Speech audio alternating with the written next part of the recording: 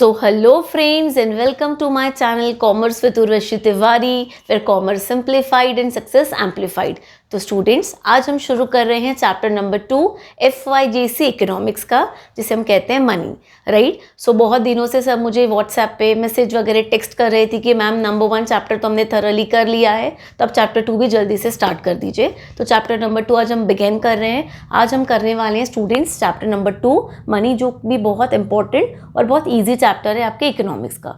तो स्टूडेंट्स जैसे कि आप जानते हैं कि मैन एक इंटेलेक्चुअल एनिमल है, उसने जैसे जैसे अपनी नीड्स हुई वैसे वैसे इन्वेंशंस किए। जैसे आपको पता है फायर इन्वेंट हुआ, व्हील इन्वेंट हुआ, जैसे जैसे ह्यूमंस की नीड बढ़ती गई वैसे वैसे ग्रेजुअली चीज़ें डिस्कवर होती गई।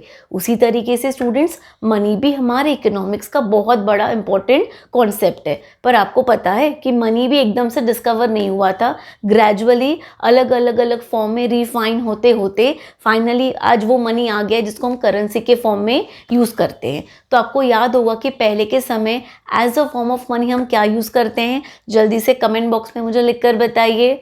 हाँ, पहले के ज़माने में हम मनी तो था नहीं, तो हम यूज़ करते थे बार्टर सिस्टम। बार्टर सिस्टम क्या होता है मैम? जब हम गुड्स को गुड्स के साथ एक्सचेंज करते हैं तब हम उसे कहते हैं बार्टर सिस्टम। जब स्टूडेंट्स पास्ट में मनी नहीं हुआ करता था तब लोग क्या करते थे, गुड्स के बदले गुड्स को एक्सचेंज करते थे। बट इनके साथ भी बहुत बड़ी प्रॉब्लम थी। बार्टर सिस्टम लोग चला तो रहे थे ग्रेजुअली क्योंकि उनके पास कोई ऑप्शन नहीं था, बट बार्टर सिस्टम यूज़ करने में भी उस समय ह्यूमंस को बहुत सारी डिफ़िकल्टी का सामना करना पड़ता था। तो चलिए आज के वीडियो में हम डिस्कस करेंगे problems faced during the barter system, जिसके कारण ही हमारा मनी जो आज हम यूज़ कर रहे हैं डिस्कवर हुआ।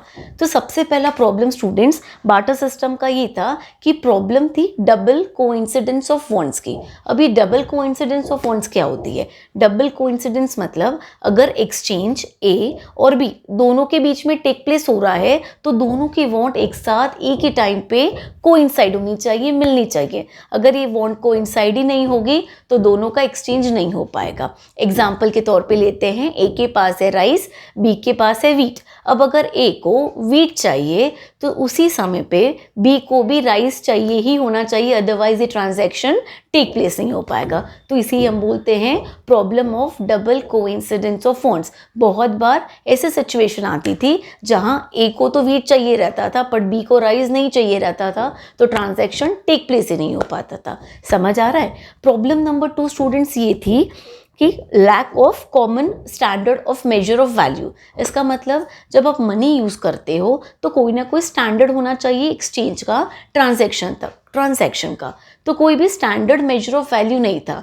जैसे एग्जांपल के तौर पे हम समझ सकते हैं कि मेरे पास कोई सॉलिड चीज़ है, लाइक राइस है, वीट है। अब मुझे सामने वाले पर्सन से सपोज मिल्क चाहिए, तो एक चीज़ जो मैं खरीदना चाहती हूँ वो लिक्विड में है, एक चीज़ जो मैं दे रही हूँ वो सॉलिड में है। तो दोनों को जो मैच करना है, दोनों का जो standard of measure of value है वो सेम नहीं होता था।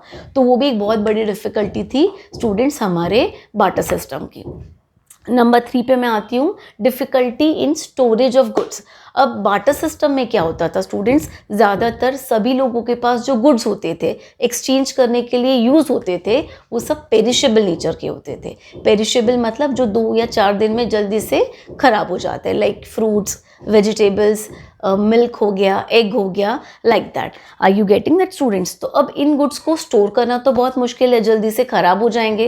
पर अगर मुझे यही गुड्स को 10 दिन बाद के लिए रखना है फॉर मीटिंग माई ट्रांजैक्शन, तो मैं क्या कर सकती हूँ? क्या इन्हें स्टोर कर सकते हैं हम? नहीं। तो प्रॉब्लम ऑफ स्टोरेज बहुत बड़ा डिफ़िकल्टी थी आपके बार्टर सिस्टम की, क्योंकि गुड्स को स्टोर ही नहीं किया जा सकता मैम, तो इसको एक्सचेंज के लिए कैसे यूज़ करेंगे? ठीक है। पॉइंट नंबर 4, एक और मेजर डिफ़िकल्टी थी स्टूडेंट्स, वो थी इंडिविजिबिलिटी ऑफ सर्टेन गुड्स। अब बार्टर सिस्टम में क्या प्रॉब्लम था स्टूडेंट्स, लोग गुड्स को डिवाइड करके यूजुअली ट्रांजैक्शन टेक प्लेस करते थे। फॉर एग्जांपल, एक गनी बैग के सामने एक गनी बैग राइस, एक gunny bag wheat.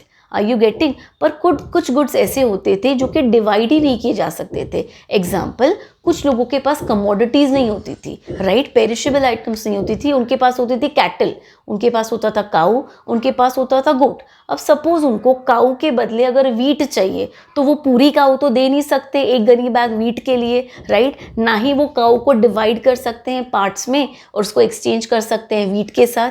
Are you getting students? तो बहुत से ऐसे गुड्स थे जो फेस करते थे प्रॉब्लम ऑफ डिविजिबिलिटी। अब वो क्योंकि डिवाइड नहीं हो पाते थे, उनका ट्रांजैक्शन हैंडल करना काफ़ी डिफिकल्ट होता था, result no transaction. Are you getting?